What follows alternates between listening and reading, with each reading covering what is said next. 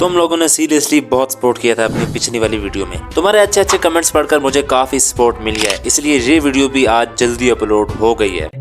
और तुम सब लोगों की वजह से ही हमारे चैनल पे आज 2K सब्सक्राइबर पूरे हो चुके हैं। तो इन दोनों सपोर्ट के लिए मैंने एक वीडियो ब्लीच पे भी बनानी है, लेकिन काफी दिनों से बना नहीं पा रहा क्योंकि मैंने ब्लीच पूरा नहीं देखा था। करीबन 200 एपिसोड्स के दरमियान छोड़ दिया था, लेकिन वीडियो आएगी, थोड़ी लेट आएगी लेकिन आएगी जरूर। तो आज इस वीडियो में मैंने थोड़ा सा डिफरेंट टॉपिक रखा है, इसलिए ताकि तुम व्हाट इफ वाली वीडियो से बोर ना हो जाओ। डीमन स्लेयर पूरा खत्म करने के बाद तुम्हारे दिमाग में भी ये क्वेश्चन आया होगा कि इन लोगों ने कुछ कैरेक्टर्स को वैसे ही मार दिया, मतलब बिल्कुल वेस्ट ही कर दिया इनको, जिनमें आकाजा, दोमा, नकीम और ज़ोहाकुटिन हैं। कसम से भाई, आखिरी का नाम जो मैंने लिया है ज़ोहाकुटिन, इसको तो उन्होंने वैसे ही वेस्ट कर दिया। थोड़ा सा टाइम पे अगर इस पर्सनैलिटी को यूज करते तो ये पक्का तबाही मचाने वाला था।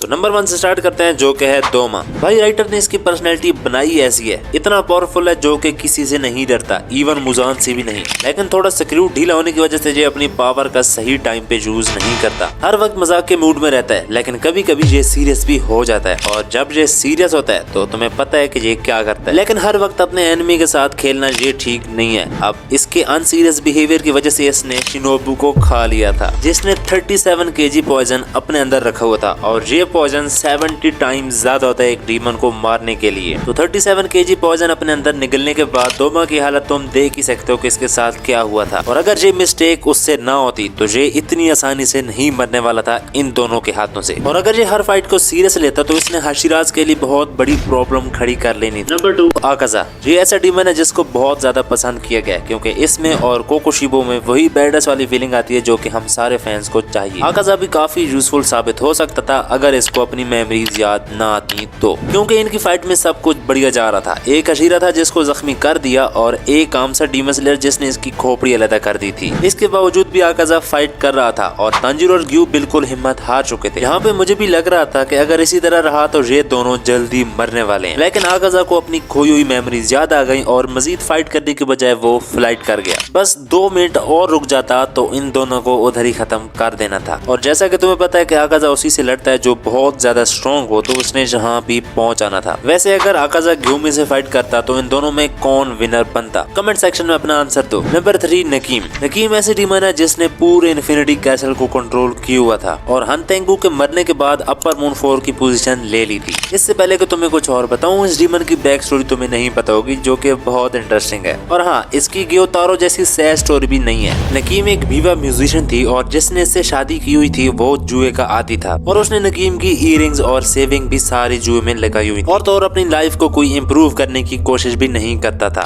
एक रात जब नकीम ने स्टेज पे बीवा बजाने जाना था, उस रात उसके हस्बैंड ने उसका कीमोनो चोरी कर दिया और उसे भी जुए में लगा दिया था। नकीम गुस्से में आकर उसका मर्डर कर देती है और पुराने कीमोनो को पहनकर चली जाती है। तो ऑडियंस उसका ड्रेस और हालत देखकर रिजेक्ट कर देती है और उस पे हंसने लग जाती है। लेकिन जब वो बीवा बजाती है तो सारे हैरान हो जाते हैं, क्योंकि मर्डर करने के बाद नर्वसनेस की वजह से वो बहुत अच्छा बीवा बजा रही थी और इसी तरह वो हर शो से पहले मर्डर करती थी। एक दिन जब उसने किसी जगह पे परफॉर्म करना था तो फिर वो किसी को मारने चली गई और वो जिसको मारने गई थी वो कोई और नहीं बल्कि मुजान था। नकीम ने मुजान को मारने की कोशिश की, लेकिन तुम्हें पता है कि मुजान को इन जैसे चीजों से कुछ नहीं होता और मुजान ने उसको मारने की बजाय बल्कि उसकी स्किल देखकर उसे डीमन बनने की ऑफर दी और उसने एक्सेप्ट भी कर लिया। ये वाहिद अपर रैंक है जिसको मुजान ने खुद अपने हाथों से मारा था। अगर नकीम कैसे न कैसे करके इन्फिनिटी कैसल में योशिरो के कंट्रोल से निकल जाती तो मुजान ये वार जीत जाता। लेकिन मुजान इस बैटल का विनर कैसे बनता? सिंपल सी बात है, नकीम के ब्लड डीमन आर्ट को यूज करके। सिर्फ सारे अशीराज को कैसल में डालने की देर थी और बस उन्होंने वहाँ टिक भी नहीं पाना था। जब मित्सुरी और ओबनाई नकीम को नहीं मार पा रहे थे तो बाकी क्या करेंगे? And here is the last one, ज़ोहाकुटिन, हन तेंगू की सबसे फाइनल और सबसे